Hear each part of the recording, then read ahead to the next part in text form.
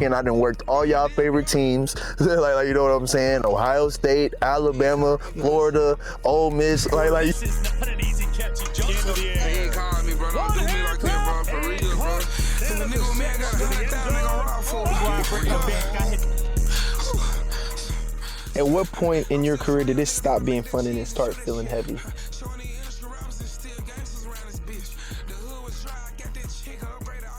What's going on, Roots and Rods family? We got the #1 receiver in the nation with us today, Evan Stewart. Got a few questions for him. I know the fans been wanting to hear for a while, so start off by saying, when people hear your name, what do you think people still get completely wrong about you? Now I'm a diva.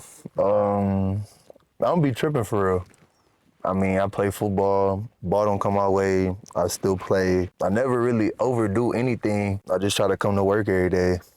But you know, social media might make it seem another way. Like, you know what I'm saying? So, yeah. At what point in your career did this stop being fun and it start feeling heavy? Probably my freshman year, honestly, because shoot, I was 17, they was sitting there, I was wide receiver one at A&M. I was taking on a lot of older habits. They wanted me to lead, they wanted to be front in line. Like, and for me, like, shoot, it was like, I haven't even been here for 5-6 months. It's like, you asking me to do a lot, and shoot, I'm still young, like, if that makes sense, so, yeah. How do you carry that, being such a young guy and having to lead maybe someone who's 2 or 3 years older than you, or even someone who's in your class? How do you carry that load? Well, Lennon makes it easy just because he says, like, it doesn't matter what age you are. You can lead, you make plays on the field, you can lead. So I just had to take that and run with it. So me making plays and, you know what I'm saying, the older guys see that. I mean, they know I'm not going to be BSing them whenever I say something, so that's about it. And what part of your game do you think gets overlooked the most? So, you know, a lot of people talk about your speed and, you know, your elusiveness. What part of your game do you think that doesn't get talked about enough, or maybe people just don't even mention at all? My yards at the catch, but that's just because, you know, I haven't really gotten the opportunity to skate for real. But I mean, this year I hope I get the opportunity so I can showcase that, so they'll say that about me. And then I want to redirect the conversation because I know a lot of people want to know about this. What was really going through your mind when you decommitted from Texas? Can you walk us through you decommitting from Texas, committing to A&M, then transferring?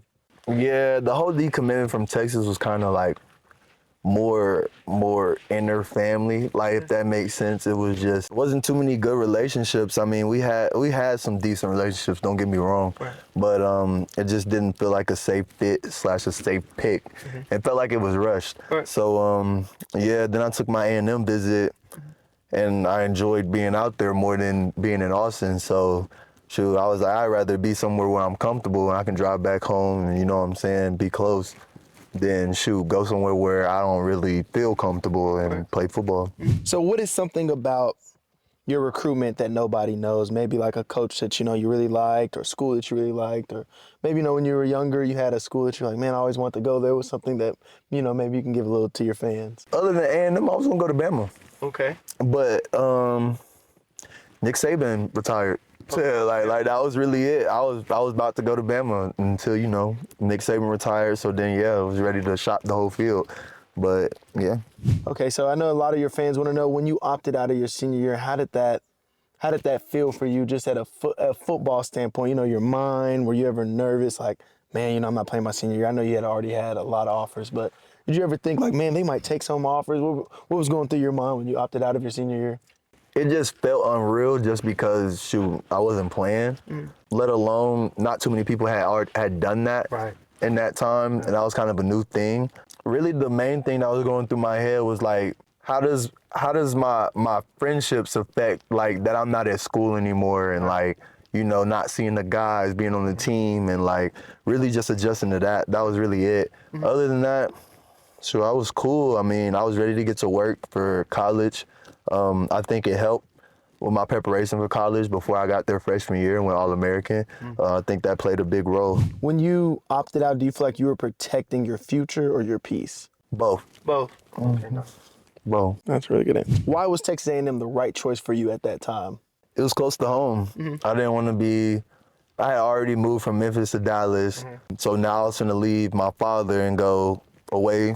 And my mom was already, you know, in Memphis / Florida. So it was like, closest family I got intermediate is my friends and my pops in Texas. So it was like, being being young and moving away at an early age and trying to force your hand on everything, you know what I'm saying, you're going to need help. Right. So I was like, shoot, it'd be better for me to stay home, get everything under control, where I can get access to my people, and shoot, just play football. So A&M was the best choice. I want you to be honest with, your fans. I know a lot of people want to. Do you feel like your production matched your hype at A&M? Or do you feel like you could have gave it a little more? I think I actually, from what I was given, I think I overproduced, honestly. Like in the situation I was in, I mean, you give me 5 quarterbacks, I'm a freshman, I'm wide receiver 1. It's not like my other wide receiver 2/3 are hurt. Right. So I'm the main one on the field. My running back goes down, you know what I'm saying? It's like, I'm really the main one on the field. So it's like, I was trying to make it out. Hell, so I mean, honestly, shoot, I think my production pretty much lines up if you look at everything that played a factor into it. O-line, OC, quarterback, injuries. It's like, shoot, I was balling. For the most part. What was the hardest part about being somewhere where everyone knows your name but not your story? Just false accusations. Right. I mean, shoot, diva copy. It's like, I'm not really a diva, but I mean, you don't know me. You never asked, so it's not like I feel like I got to explain myself to you. So it's like, I mean, shoot, if that's what you believe, then take it and run with it. But at the end of the day, I'm going to try to prove the narrative wrong every single day. Yeah. So that's about it. And when you left, talking about A&M, was that more about football, trust, fit, or was that just peace of mind for you? Peace of mind, trust, fit, all of the above, honestly. When a lot of people, I don't know if you read your Twitter comments, Instagram comments, when people say 5-star but hasn't really shown yet, does that piss you off? Does that motivate you? What type of feeling goes behind that? No, not at all. It's just, people that have never played football before sitting on the couch giving their idea. I mean, honestly, like if you gonna sit there and say I'm a 5-star that hasn't shown anything, I had to get 5 stars in order to get 5 stars. Like, you know what I'm saying? So it's like, I mean, apparently I got 5 stars and I earned it. Right. Now you can't say I improved it and I went and got All-American my freshman year, bounce back sophomore year, then come back and go undefeated junior year, and then get injured. You can't really say that. Right. So like, you know what I'm saying? Like, I'm sitting here working. I done worked all y'all favorite teams. like, you know what I'm saying? Ohio State, Alabama, Florida, Ole Miss, like you name it. Like you feel me? Like I didn't play. Like, so it's like, sure, you can say I haven't proved it, but when they say I haven't proved it, they just looking for a crazy year. like, you know what I'm saying? And that's fine. I'm hoping to give that to them this year. Yeah. So then, I can dead all of that. Really? So, yeah. So who is somebody that maybe, even if you don't model your game after someone, who is somebody that maybe you looked up to? Like, let's give me someone older. Like, let's say someone maybe you couldn't have watched, and then someone that may be in our time today. That I looked up to, like the Skies game after. And yeah, you could say the Skies game, or maybe you just. Chase. Okay. And probably Jerry Jeudy. Okay. Mix of them. But if we talking older, either, well, of course, Odell and probably Randy Moss. Okay.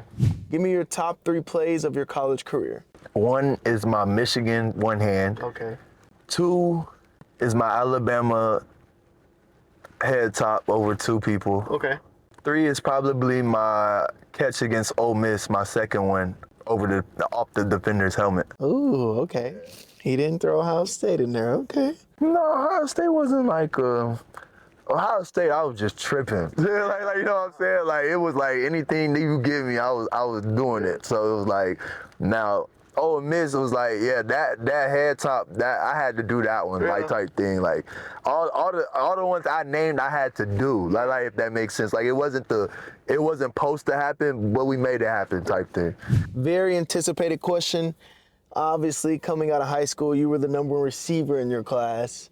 And we, on the other side of the ball, the number 1 DB was Travis Hunter. If we had to ask you if you can give us 10, if y'all went 10 reps right now, give us out of 10 what it would be. No, this is your guy. You guys are both competitors. I ain't gonna lie, I'm probably gonna go, respectfully from me talking competitive-wise, I'm gonna go realistically 8. 8? Now, varying everything into it, quarterback, route, you know what I'm saying? Probably 7, 6, like, you know what I'm saying? But that's just because, only reason I'm gonna say 8/7 is just because, he played DB and wide receiver, so, he hasn't really just solely focused in on DB.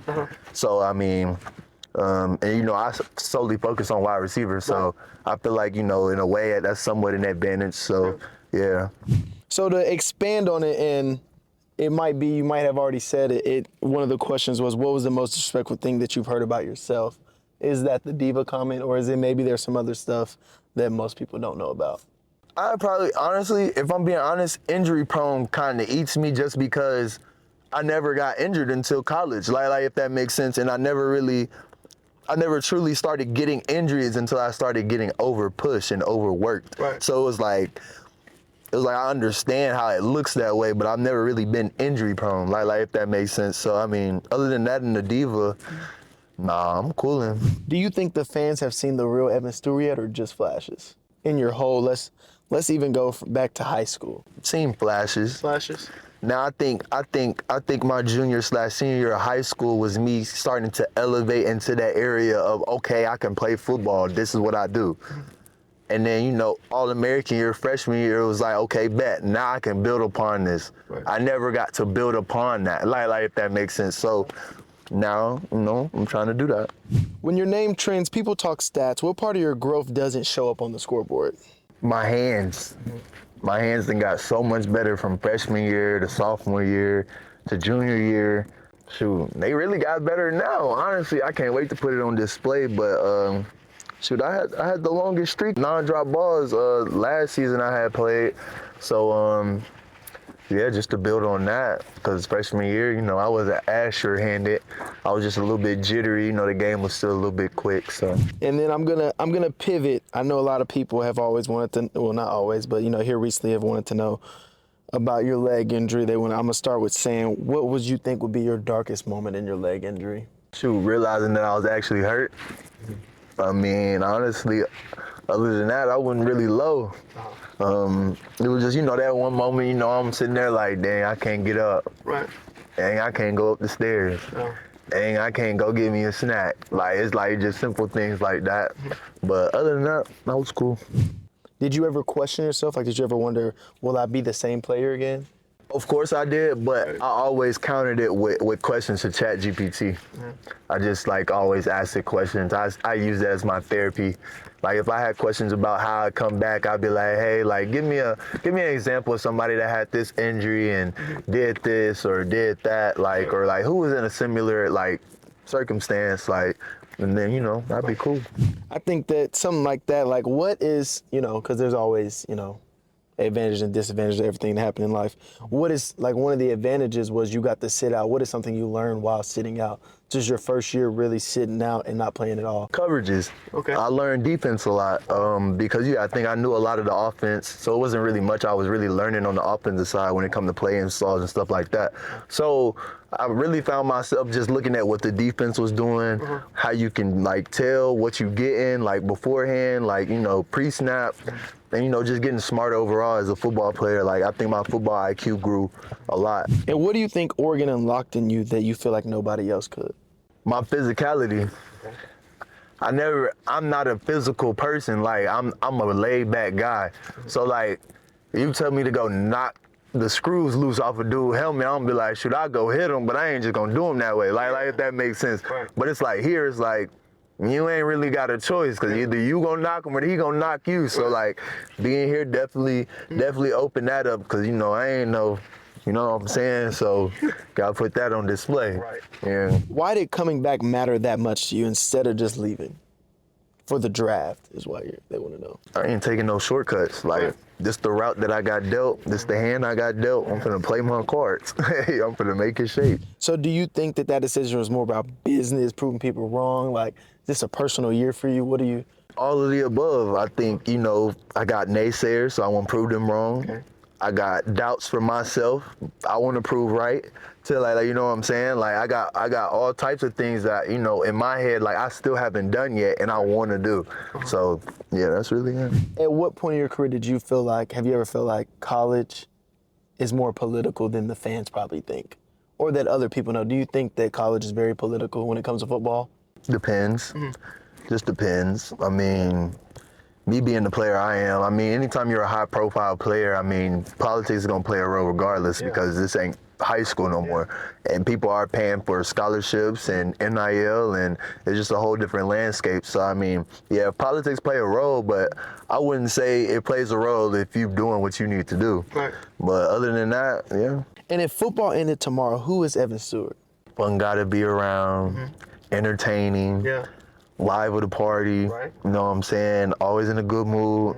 About his business, because I mean, even without football, I mean, I'm still trying to get to it. I got a family to provide for.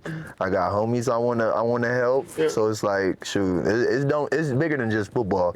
Like, you know what I'm saying? Like, football not the end goal. So yeah. Actually, I want to expand on that, like you just said, how you said football's not the end goal. When your career is over, what do you want people to say you stood for as a man?